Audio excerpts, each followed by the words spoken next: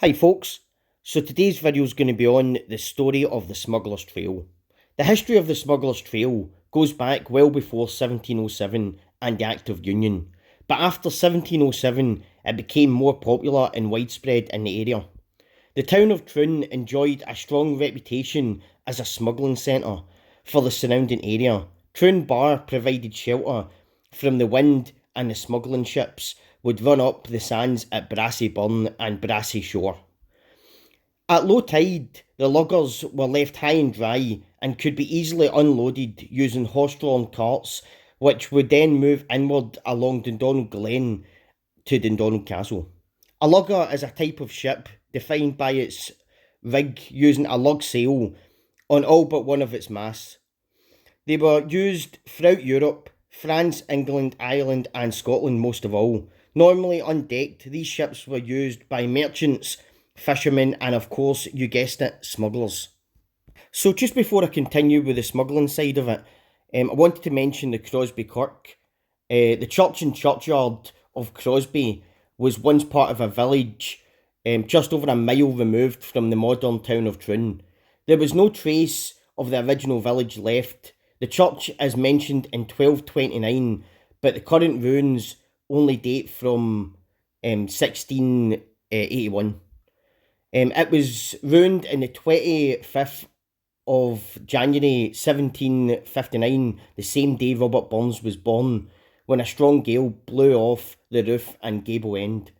Until 1863, the current churchyard was the only burial site for Troon and the surrounding areas. The kirkyard is said to be haunted by members of the Fullerton family from the nearby estate. I would like to thank the groundskeeper for letting me into video, as it's normally off limits to the public. So it was quite interesting to get a little bit of footage for inside the kirkyard. So yeah, really appreciate it. And if you're watching the video, yeah, I just want to say thanks for letting me in. I really enjoyed walking about the kirkyard and yeah, just learning a little bit about the various headstones and history behind it. But yeah, I'll get back onto the smuggling now. So what goods were smuggled? You're probably wondering. The general smuggling of rum, gin, whisky, tobacco, tea, brandy, oats, salt and malt became as prevalent in Scotland as it was in England. When the Scottish Excise Board was established in 1707 as part of the Treaty of Union, the Excise Board was brought into attempt to enforce the collection of import duties in line with England and found Scots at the time with almost sevenfold increase in import tax, of which many imported goods before 1707 had been tax-free, such as salt and malt, both seen as essential commodities for everyday life. So rumour has it that Troon became one of the most efficient and extensive smuggling rings in the British Isles. Its natural harbour provided shelter from the wind and weather, making it an ideal place to land highly taxed goods. Much of the goods came from the Isle of Man, where custom taxes were much lower, giving an idea how big this operation was. In order to try and police it, taxmen and authorities in the area found themselves in need of regular backup from redcoats stationed in Ayr and Irvine. The luggers coming from the Isle of Man would lurk around Ailsa Craig to avoid being detected, waiting for the perfect time to approach. I just want to point out there's a lot of good nature in this trail. I've seen some squirrels, some rabbits, some deer and a few foxes, so it was pretty cool to see some nature, and the squirrels are pretty amusing to watch. So yeah, if you like nature, this is a perfect trail for you if you want to just go a walk with a dog or just as a couple or by yourself or whatever. So back to the video. Opposition to smuggling came from redcoats forces stationed in Irvine and Ayr. Clashes were frequent, and despite the strength of the opposition, the king's men often came off worse than the smugglers, who were armed themselves with loaded whips and some firearms. There are many local stories about clashes, and as you can imagine, these show the smugglers in a good light. because the common people weren't a fan of being taxed for the goods. Also, a lot of the kind of locals that lived in Troon and Loans actually were sort of helping the smugglers. They would shelter them. They would also store the goods for them as well, which made it harder for the taxmen and the soldiers to find them. But again, this was due to the fact that the locals weren't a big fan of the taxis. So as you can imagine, they didn't see the smugglers as criminals. They saw them more as opportunists and, people that were obviously out to support the community. Which is kind of ironic when you think about how nowadays, like, soldiers and policemen are seen as, like, the good guys. But back then, the smugglers would have been seen as the heroes because they were going against the taxis. It's just an interesting, idea of how, people in that kind of situation, how the opinions change, I guess. So one story tells of a group of smugglers that had run some goods from the coast in Troon inland through the valley at Dundonald, and they encountered some redcoats on patrol. After being spotted, a local man named Tam Fullerton, a man renowned for his strength and courage, volunteered to hold the soldiers off while his comrades escaped. He stood behind a dry stone wall and hurled stones down upon the redcoats.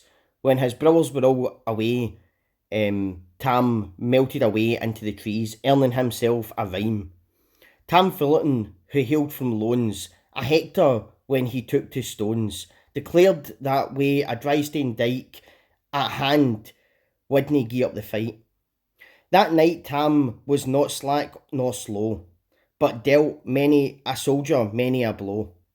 It's just a wee interesting rhyme, and I thought it was quite funny. Despite the many conflicts between smugglers and taxmen, there is one story that shows both groups in a more human light. In one instant, smugglers led by James McAdam successfully crossed the swollen river Irvine when the excise man on the far bank ignored the smugglers' warnings that the river was dangerous and dived in to try and cross. He was swept down river by the current.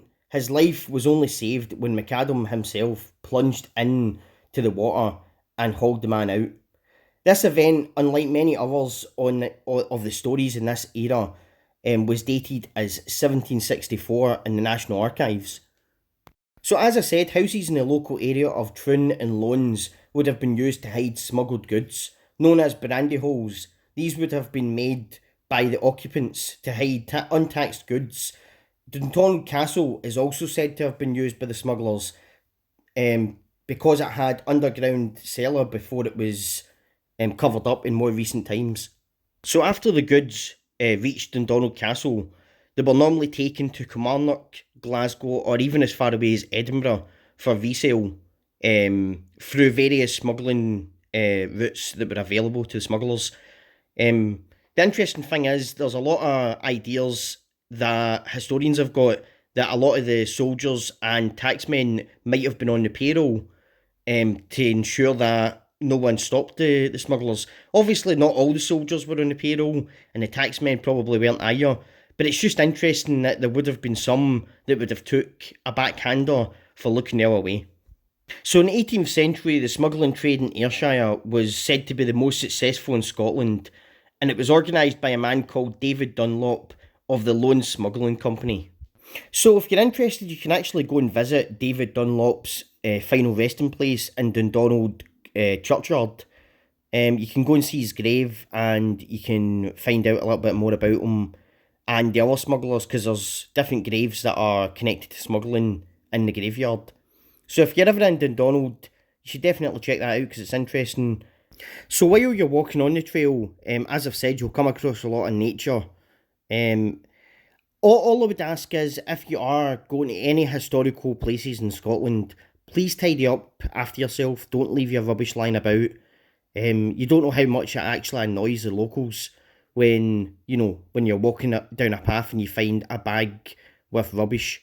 When I was on the trail, I actually found a few pieces of rubbish, and I took them to the nearest bin.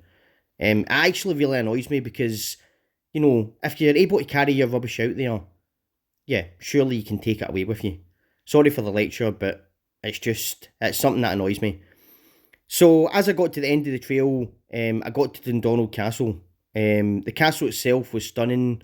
The views were really nice. There's a lot of history with Dundonald Castle. It's linked to the Bruces, to the Stuarts, and of course to smuggling. And it's just a really interesting place. So if you ever get the chance, you should definitely check it out. So earlier this year, Dundonald Castle was used by a company called Movies at the Castle in May to show off the first Harry Potter film. I thought this was quite an interesting idea, and I heard it went really well. And yeah, I hope they continue it. I hope it becomes a regular thing.